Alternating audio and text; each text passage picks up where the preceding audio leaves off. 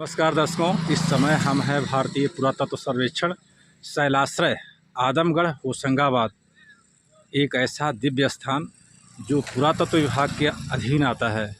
भारत सरकार द्वारा भारतीय पुरातत्व सर्वेक्षण।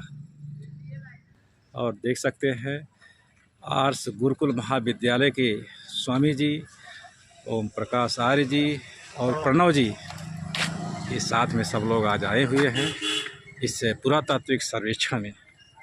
और देख सकते हैं दर्शकों, ये चूँकि संरक्षित स्मारक है, यह स्मारक प्राचीन एवं पुरातत्वीय स्थल और अवशेष अधिनियम 1958 के अधीन राष्ट्रीय महत्व का घोषित किया गया था। प्राचीन स्मारक एवं पुरातत्वीय स्थल और अवशेष अधिनियम 2010 के अधीन यदि कोई भी स्मारक को क्षति पहुँचाना, नष्ट करता है तो उसके लिए कानूनी कार्रवाई की जाएगी।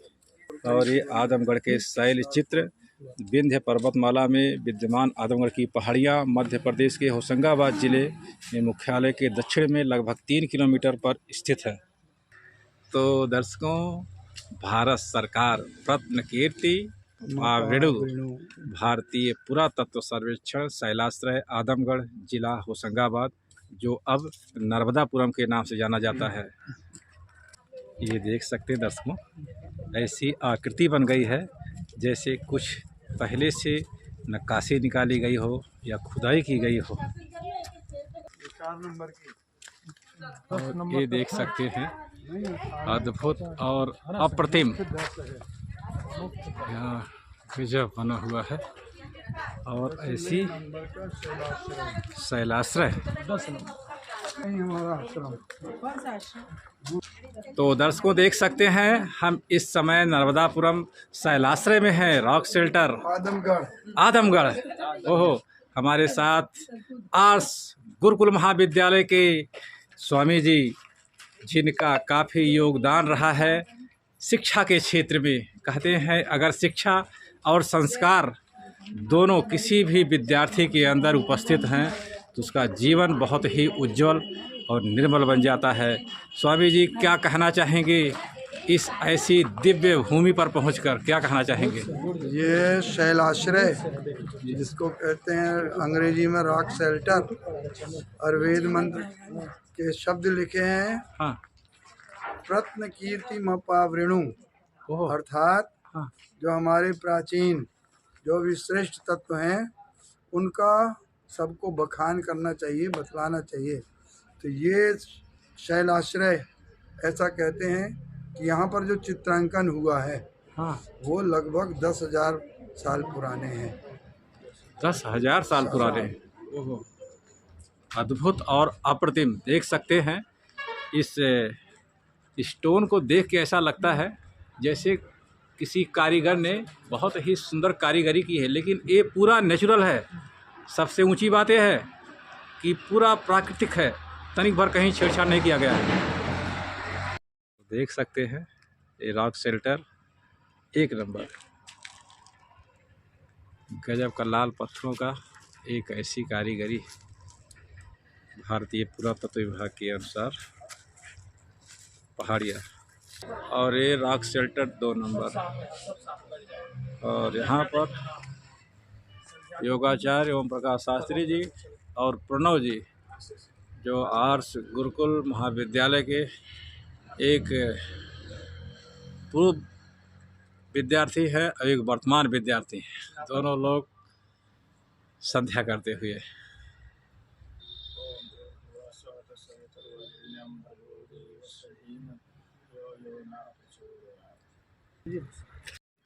ये देख सकते हैं, ये खूबसूरत शैलाश्रय, जैसा नाम है शैलाश्रय, शैल के नीचे आश्रय है स्वामी जी, है ना? इसी के नीचे आश्रय लेते थे।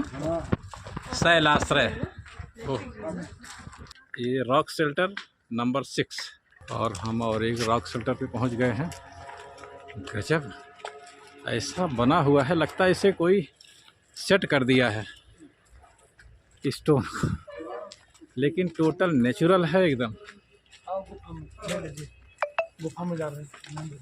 और स्वामी जी भी अपना अमूल्य समय निकाल कर और हम लोगों के साथ आए, ये सबसे ऊंची बात है।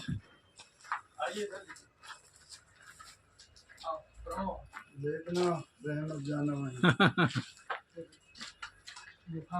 अद्भुत गुफा। प्रणव और ओम प्रकाश हाँ। आर्य जी ये देख सकते हैं।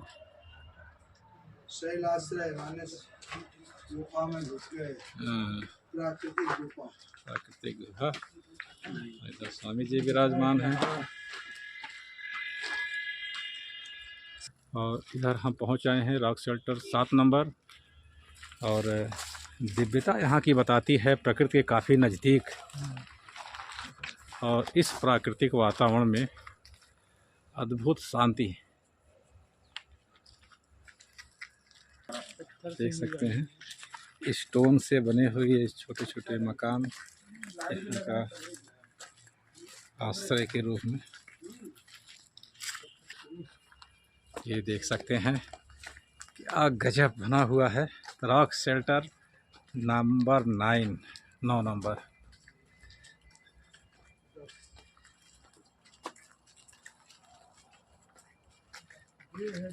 क्या अद्भुत नज़ारा है।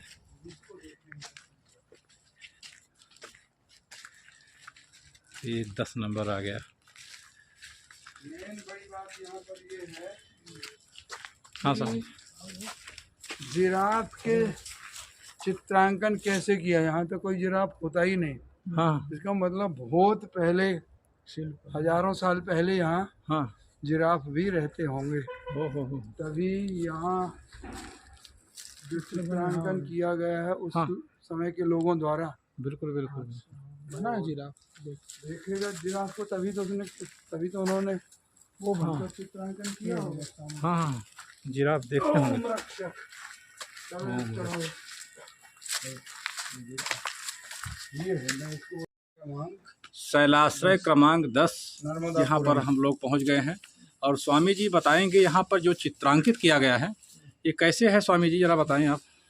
ऐसा मैंने सुना है हाँ कि इस शैलाश्रय में, जिसको हम देख रहे हैं, ऊपर देखिए, हाँ। और ये चट्टान ऊपर नीचे आ गई, टूट करके नीचे आ गई है। इसके हाँ।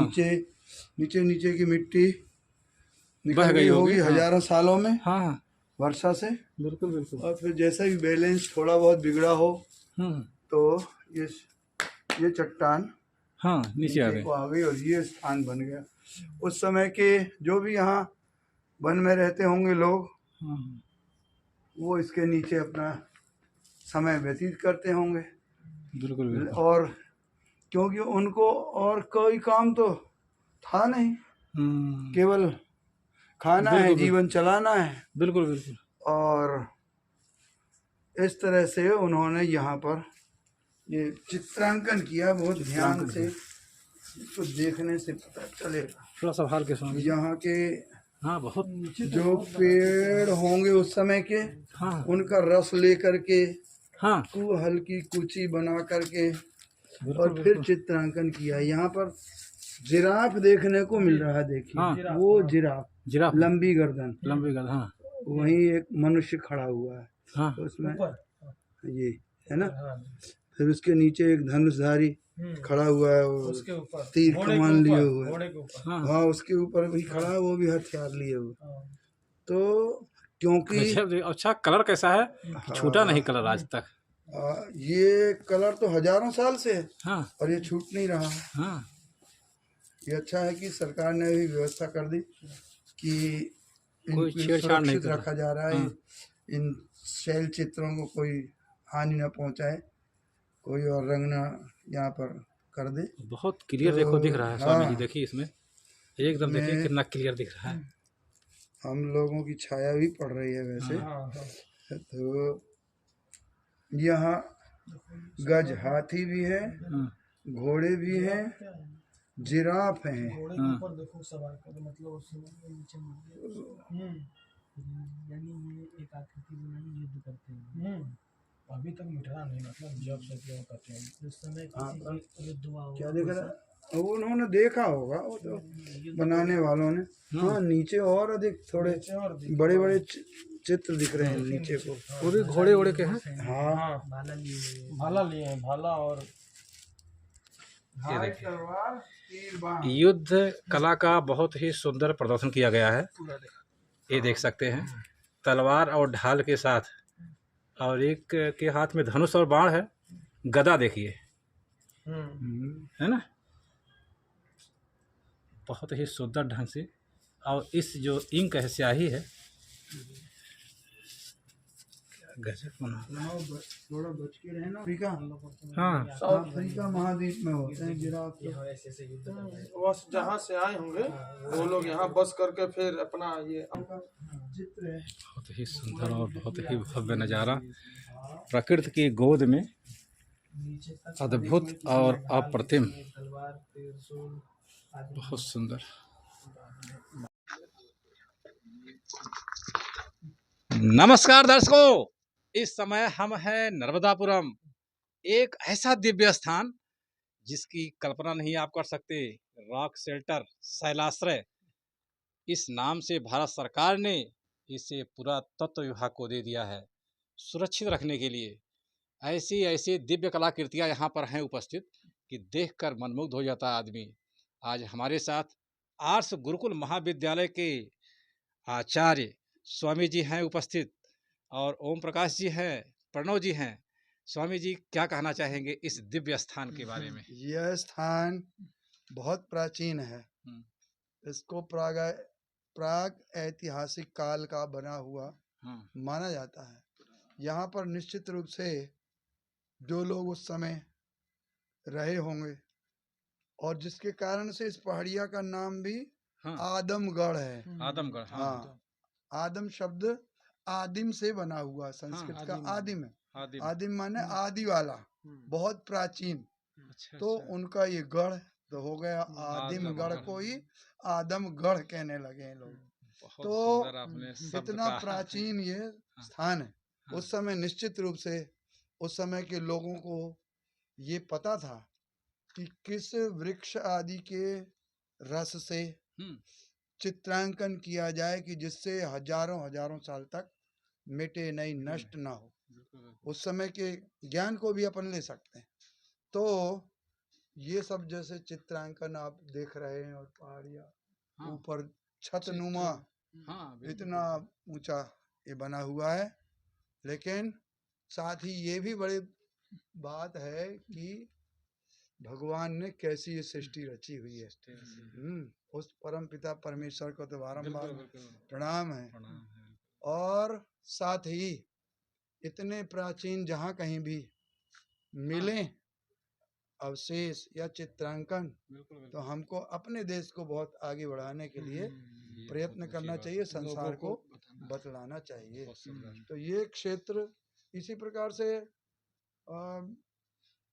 एक और नाम तो रख लिया उसका, भीम बेटका। भीम बेटका अर्थात क्योंकि वैसा ऐसा ही बड़े शैलों वाला, चट्टानों वाला वो भी स्थान है, तो उसका नाम रख दिया भीम बेटका। जैसे इसको कोई कह सकता था भीम माने मतलब किसका प्रतीक है कि बहुत बलशाली और बहुत बड़ा शरीर, वो यहाँ बैठता होगा तब क्या करता होगा। तो वो भी इसी के साथ साथ वाला स्थान है। यहाँ से लगभग 30-40 किलोमीटर दूर है। तो भीम बेटका, तो ये बहुत अच्छा ऐतिहासिक स्थान है। इसलिए लोगों को आकर के इसको देखना चाहिए और गर्व करना चाहिए कि मेरे देश में इतने प्राचीन लोग भी इस चित्रांकन को, इस कला को भी जानते थे। और साथ ही साथ वो यह भी जानते थे कि ये रंग रोगन जो भी है वृक्षों का रस, वो कितने प्राचीन और कितने पुराने और कितने वर्षों तक, हजारों वर्षों तक चल सकता है, नष्ट नहीं हो सकता। उसके लिए ये विशेष स्थान मानना चाहिए। तो दर्शकों देख सकते हैं, कहते हैं इतिहास, और इतिहास से जुड़ी हुई हर चीज़ हमारे लिए एक धरोहर है, और उस धरोहर को संभालना हमारी और आपकी सबकी जिम्मेदारी बनती है। क्योंकि अपना जो इतिहास है काफ़ी प्राचीन है, और काफ़ी मतलब विद्वत जन लोग रहते होंगे, जैसे ऋषि मुनियों का देश है। निश्चित। और कला जी जो कलाकृतियाँ हम लोग देखे यहाँ पर, वो भी काफ़ी टैलेंट रहा होगा उनके अंदर, ज्ञान रहा होगा, हाँ स्वामी जी, है कि नहीं? तभी तो। कौन और से उस क्या कितना समय ये- साल पुराना अभी रंग नहीं गया उसका। ये इतिहास में के जो चित्र हैं, इनसे ये भी पता चलता है कि उस समय में ये धनुष, बाण, भाले और गदा।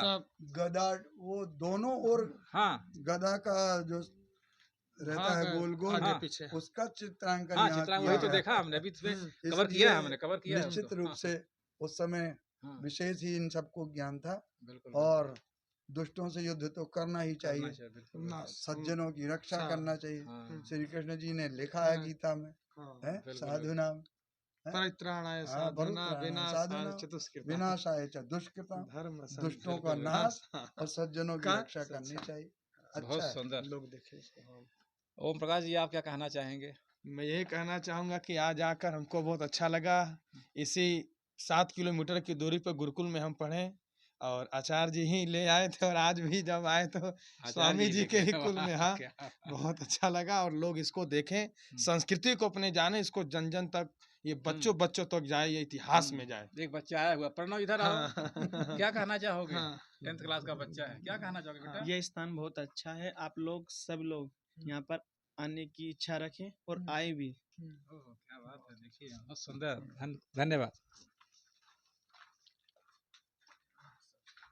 ये देखिए रॉक शेल्टर नंबर 11 की ऐसी आकृति कटोरी की जैसे। ये देखिए रॉक शेल्टर नंबर 11,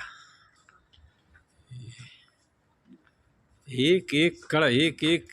सबसे बड़ी और चट्टान की छत हाँ, ये दिख रही है। बिल्कुल बिल्कुल। यहाँ भी पूर्वजों ने चित्रांकन किया था, अच्छा अच्छा। लेकिन अब उनका चित्रांकन, क्योंकि यहाँ पर आने वाले लोग हाथ लगा सकते हैं, हाँ हाँ, इस कारण से थोड़ा वो धूमिल चित्र हो रहे हैं धूमिल वहाँ हो जो बने हुए बिल्कुल बिल्कुल। सामने की ओर। धनुष बना लेकिन है धनुष की आकृति है। 29 को एक दिन वहाँ अद्भुत और अप्रतिम चट्टानों की ऐसी श्रृंखला जिसे देखकर ऐसा लगता है कि जैसे नक्काशी की गई है, और नक्काशी भी लाल पत्थरों में। ठीक है, बहुत ही सुंदर और मनमोहक दृश्य।